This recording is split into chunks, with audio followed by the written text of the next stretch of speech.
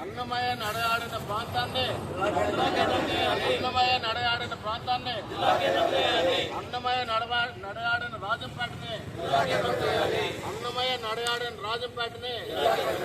అన్నమయ్య నడయాడిన రాజంపేటని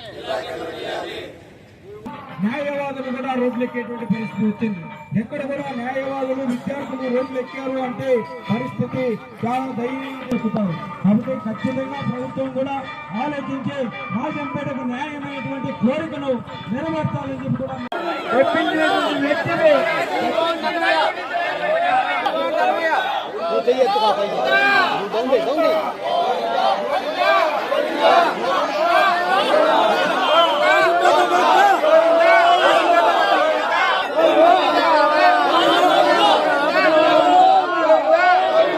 ఆంధ్రప్రదేశ్ రాష్ట్రంలో ఎవ్వరికి జరిగిన అవమానం అన్యాయము రాజంపేట ప్రాంతానికి జరిగింది.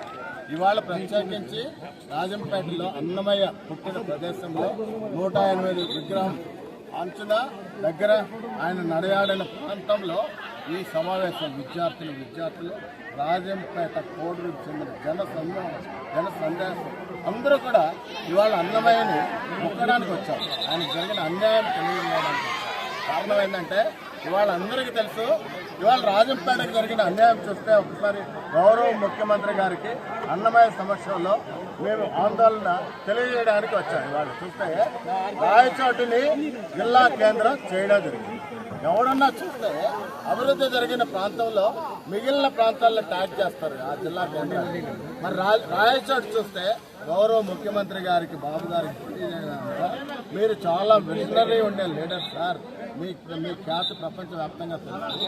మీరు రేపటి గురించి కాకుండా 20 ఏళ్ళ ముందు తరం గురించి ఆలోచిస్తారు. మరి ఇవాళ చూస్తే రాయచోటిని గత ప్రభుత్వం చేసిన నిర్వాహకం వల్ల జిల్లా హెడ్ క్వార్టర్స్గా చేయడం జరిగింది. దాంట్లో భాగంగా ఒక సమస్యను మీ దృష్టికి తీసుకొస్తున్నాను. రాయచోటిలో అక్కడ ప్రాంతం వారికే తాగేదానికి నీళ్లు ఎంత బాధాకరం. ఇది గత ప్రభుత్వం వారే మా రాజంపేటకు చెందిన బాలరాజపల్లి ఏటి నుంచి నీటి సప్లై ఇస్తున్నాం తాగునీటికి. మరి అంత దుర్భరకరమైన పరిస్థితుల్లో వాళ్ళకే నీళ్ళు లేకపోతే మీరు రాజంపేటని కోడూరుని బద్వేలు ప్రజానికాన్ని రాయచోటికి పొమ్మంటే నీళ్ళు ఎక్కడ మేము బాటల్లో తీసుకెళ్ళాలి. ఇంత దౌర్భాగ్యమైన పరిస్థితి అంటే పురోగతి లేదు మాకు. రాజంపేట వాసులు తిరోగమనం ఉంది. మరి మీరు ఈరోజు విద్యార్థులందరూ రోడ్డుకి ఎక్కారు సార్, ఎందుకు వచ్చారు? వాళ్ళ భవిష్యత్తుని ఫ్యూచర్ జనరేషన్స్ కోసం మీరు చాలా చేస్తున్నారు. ఫ్యూచర్ మరి వీళ్ళందరినీ కొన్ని లక్షల మంది ఫ్యూచర్ జనరేషన్స్ వాళ్ళ డిమాండ్ మాకు రాజంపేటని జిల్లా చేయాలి, మా హక్కులను మీరు కాపాడండి, నేను తప్పు చేసిన దాన్ని రీరైట్ చేయండి అనే గొప్ప ఉద్దేశంతో ఇవాళ రోడ్డు ఎక్కాను. దయచేసి అన్నమయ్యకి జరిగిన అవమానాన్ని తెలియజేయడానికి వచ్చాం. మేము ఎన్ని రోజులు నిరసన తెలియజేస్తాం. ఫైనల్ టచ్గా అన్నమయ్యనే దేవుడా మమ్మల్ని మీరైనా మమ్మల్ని ప్రజాప్రతినిధులను మనసు మార్చి రాజంపేటను జిల్లా కేంద్రం చేసే ఉద్దేశంతో వాళ్ళు కల్పించండి అనే గొప్ప ఉద్దేశంతో ఇవాళ ఇక్కడ ఉద్యమం చేయడం జరిగింది. Thank you. అందరూ వస్తారు సరిపోయింది.